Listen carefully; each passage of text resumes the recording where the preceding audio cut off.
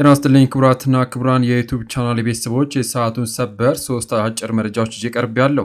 ኖርዌይ የአስመራ መንግስት በሚደግፉ ኤርትራውያን ላይ አስደንጋጭ ውሳኔ ማሳለፏ ተገልጿል። ይህም ጉዳይ ዜግነታቸው እስከ መነጠቅ እንደሚደርስ የኖርዌይ መንግስት አሳውቋል። ዝርዝሩን ይዘናል።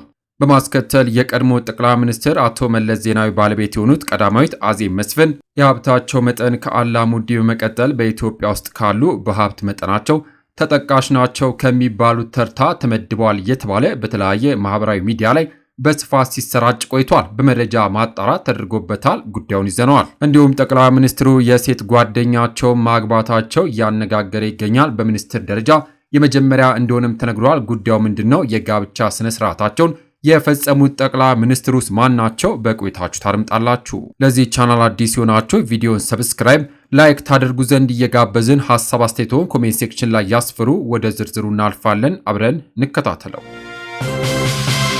ክቡራን አድማጮች፣ በቅድሚያም ኖርዌይ የኤርትራ መንግስት የሚደግፉ ትውልደ ኤርትራውያን ዜግነት እንደምትነጥቅ አስታወቀች። የኖርዌይ የስደተኞች አገልግሎት ተቋም እንዳለው ለ2 ዓመታት ምርመራ ካደረገ በኋላ የኤርትራ መንግስት የሚደግፉ ኖርዌያውያን ኤርትራውያን ዜግነት ለመንጠቅ ወስኗል። የኖርዌይ ዜግነት የሰጣቸው ኤርትራውያኑ ለኤርትራ መንግስት ድጋፍ ይሰጣሉ ያለው 5 አባላት ያሉት መርማሪ ኮሚቴ ነው።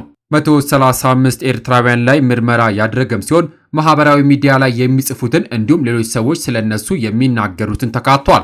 ምርመራ የተደረገባቸው 135 ሰዎች የኖርዌይ ዜግነት የተሰጣቸው ሲሆን ላለፉት 8 ዓመታትም በአገሪቱ ውስጥ ኖረዋል። እስካሁን ድረስ 20 ሰዎች መኖሪያ ፈቃዳቸው ሲነጠቁ የሌሎች 30 ሰዎች ጉዳይ ደግሞ እየተመረመረ ነው። በአጠቃላይ ምን ያህል ሰዎች ዜግነታቸው እንደሚነጠቁ ግን ግልጽ አይደለም። በኖርዌይ ሕግ መሰረት በአገሪቱ ጥገኝነት የጠየቁ ሰዎች የሚሰጣቸው የመኖሪያ ፈቃድ ወይም ዜግነት ሊነጠቅም ይችላል። የመኖሪያ ፈቃድ ወይም ዜግነት የተሰጣቸው ስደተኞች አንዳች ስህተት ከተገኘባቸው ውሳኔው ሊቀለበስ እንደሚችል ሕጉ ይደነግጋል። የኖርዌይ መንግስት የትውልደ ኤርትራውያን የመኖሪያ ፈቃድ ወይንም ዜግነት ሲነጠቅ ያሁኑ ለመጀመሪያ ጊዜ ነው። ኤርትራውያን በትውልድ ሀገራቸው ሳሉ ለግዳጅ ውትድርና፣ ለእስራት፣ ለብዝበዛና ለስቅይት እንደሚጋለጡ በመጥቀስ በኖርዌይ ጥገኝነት ከጠየቁም በኋላ ለኤርትራ መንግስት ድጋፍ እንደሚሰጡ ተገልጿል። የኖርዌይ የስደተኞች አገልግሎት ተቋም እንዳለው ኤርትራውያኑ ለኖርዌይ መንግስት የገለጿቸው የግዳጅ ብሔራዊ ውትድርና፣ የሰብአዊ መብት ጥሰትና እስራት ትክክለኛም አይደሉም።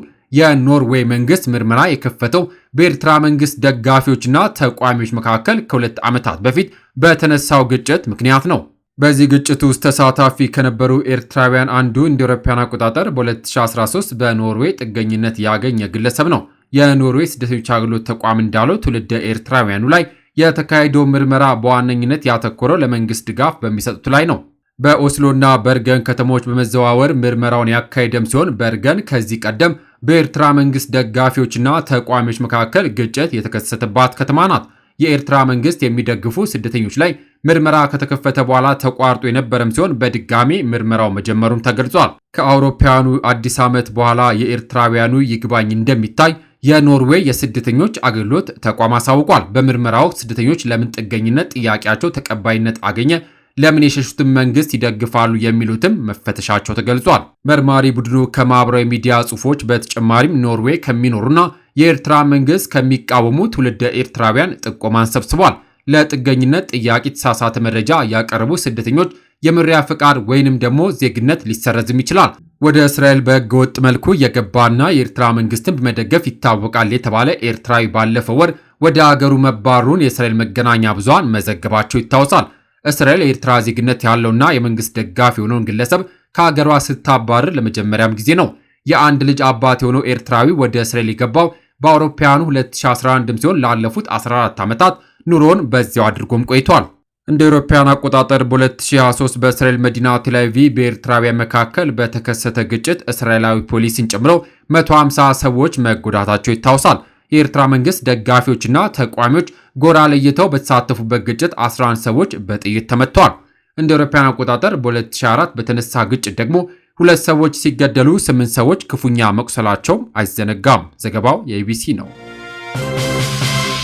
ወደሚቀጥለው መረጃ ሳልፍ የአውስትራሊያው ጠቅላይ ሚኒስትር አንቶኒ አልባኔዝ የሴት ጓደኛው ጆዲ ሃይደንን አግብቷል። ይህ ደግሞ በስልጣን ላይ ባሉ ጠቅላይ ሚኒስትር የተፈጸመ የመጀመሪያው ጋብቻ ነው። የ62 ዓመቱ አልባኔዝ የፋይናንስ ባለሙያ የሆኑትን ጆዲ ሃይደንን በካንቤራ በሚገኘው የመንግስት መኖሪያ ቤታቸው ወይም ደግሞ ዘሎጅ የአትክልት ስፍራ ውስጥ በግል ስነ ስርዓት አግብተዋል።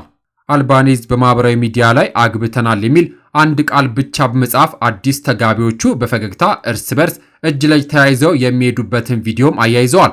ባልና ሚስቱ በጋራ በሰጡት መግለጫ ፍቅራችንና ለወደፊት ህይወታችን ያለን ቁርጠኝነት በቤተሰቦቻችንና በቅርብ ጓደኞቻችን ፊት ስናካፍል በጣም ደስ ብሎናል ብሏል። ሰርጉ የተከናወነው በ2004 የፍቅረኞች ቀን ወይም ደግሞ ቫላንታይን ዴይ ለጋብቻ ከጠየቋት ከ1 ዓመት በላይ በኋላ እንደሆነም መረጃው ጠቁሟል። ሌላ መረጃ የቀድሞ ጠቅላይ ሚኒስትር አቶ መለስ ዜናዊ ባለቤት ወይዘሮ አዜብ መስፍን ከአላሙዲ ቀጥሎ ከፍተኛ ሀብት በማካበት በሁለተኛ ደረጃ ላይ እንደተቀመጡ ተሰማ። አዜብ በኡጋንዳ ኢንቨስትመንት ዘርፍ በአገሪቱ ቀዳሚ መሆናቸውን የቢዝነስ ኢንሳይድ አፍሪካ ዘገባዎች የጠቆመም ሲሆን አፍሪካን ኢንፎርማት በ2025 የኢትዮጵያ ስራ ፈጣሪዎች ሀብት ደረጃን እንደሚከተለው አስቀምጧል። አንደኛ መሐመድ ሁሴን አላሙዲ ከ9 እስከ 10 ቢሊዮን ዶላር ሀብት፣ ሁለተኛ አዜብ መስፍን 4 ቢሊዮን ዶላር የሚያወጣ የህጣራ ገንዘብ፣ ሶስተኛ ኢዮብ ጆማሙ የህጣራ ዋጋ 2.5 ቢሊዮን ዶላር፣ አራተኛ ሳሙኤል ታደሰ 1.6 ቢሊዮን ዶላር የሚያወጣ የህጣራ ገንዘብ፣ አምስተኛ በላይነህ ክንዴ የተጣራ 1.5 ቢሊዮን ዶላር፣ ስድስተኛ ቴድሮስ አዳኖም ገብረ ኢየሱስ 1.4 ቢሊዮን ዶላር ዋጋ ያለው፣ ሰባተኛ ከበደ ከተማ የተጣራ ሀብት 1.2 ቢሊዮን ዶላር፣ ስምንተኛ አለምሸት ከተማ የተጣራ ሀብት 500 ሚሊዮን ዶላር፣ ዘጠነኛ ቡዛየው ብዙ የተጣራ ሀብት 500 ሚሊዮን ዶላር፣ አስረኛ አትሌት ኃይሌ ገብረስላሴ 500 ሚሊዮን ዶላር የተጣራ ሀብት እንዳላቸው የመረጃ ምንጩ ጠቁሟል።